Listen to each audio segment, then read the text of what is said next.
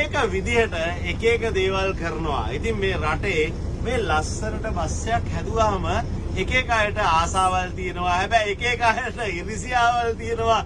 එක අයට පොඩි ඇරියස් තියෙනවා.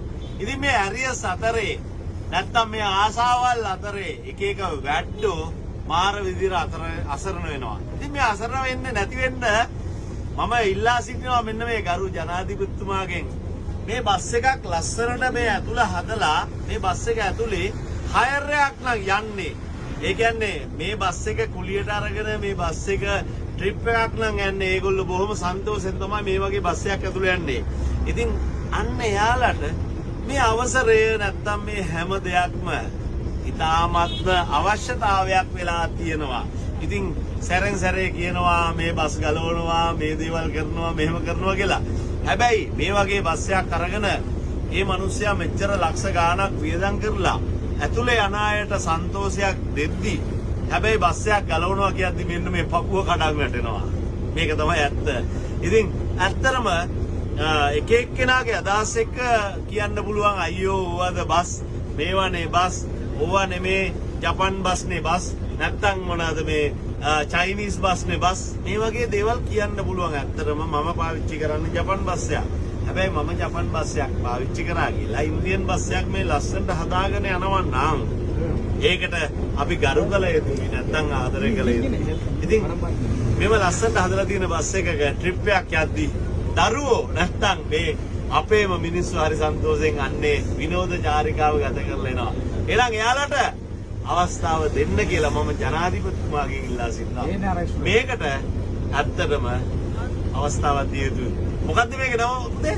ANR Express. ඉතින් එරවුර වල තමයි මේ බස් තියෙන්නේ. ඉතින් වෙනමම යාගේ බස් තියෙනවා පාරේ දුවන ඒවා. හැබැයි ඒවා මෙහෙම හදලා නැති වුණා. මේ විදිහට හදලා තියෙනවා ප්‍රයිවට් නැත්තම් Tamanට කැමති විදිහට මේ බස් එක හයර් එකක් අරගෙන මේ බස් එකේ බොහොම ලස්සන විනෝද චාරිකාව ගත ගන්න. ඉතින් මම දැන් එයාත් එක්ක කතා කරාට පස්සේ යා කිව්වා මේකේ ෆෑන් ටිකක් හයි කරනවා තව අලුතෙන්. ඒතර තව වැඩ මිනිස්සුන්ට අවශ්‍ය කරන දේවල් මේකේ ගොඩක් දේවල් ඇඩ් කරනවා කියලා. ඉතින් ඒක ඇත්තටම හොඳ දෙයක් නේ ජනාධිපතිතුමනි.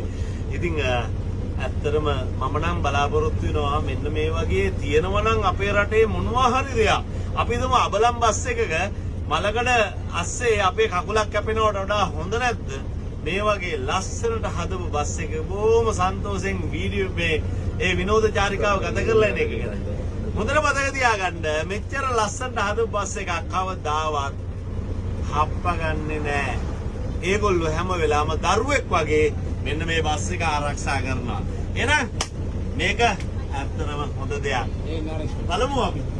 ANR Express එකටත් ස්තුතිවන්ත වෙනවා මේ වගේ බස් එකක් හදපු එක ගැන. ඉතින් මේ කම්ෆර්ටබල් ෂීට් එකක තමයි වාඩි වෙලා ඉන්න තියෙන්නේ.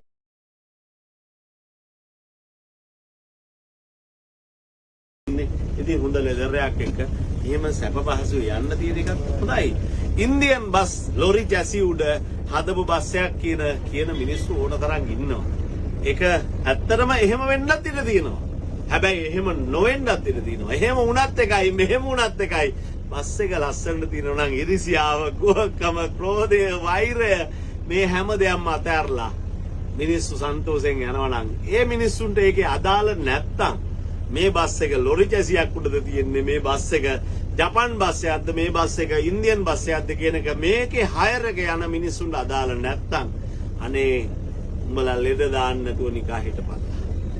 මේක තමයි මේ දූපත් මානසිකත්වයේ මිනිස්සුන්ගේ තියෙන ලොකුම දුර්වලතාවය. ඒක නැති කරපල්ලා. එහෙනම් හැමෝටම එහෙනම් ජය වගේනවා.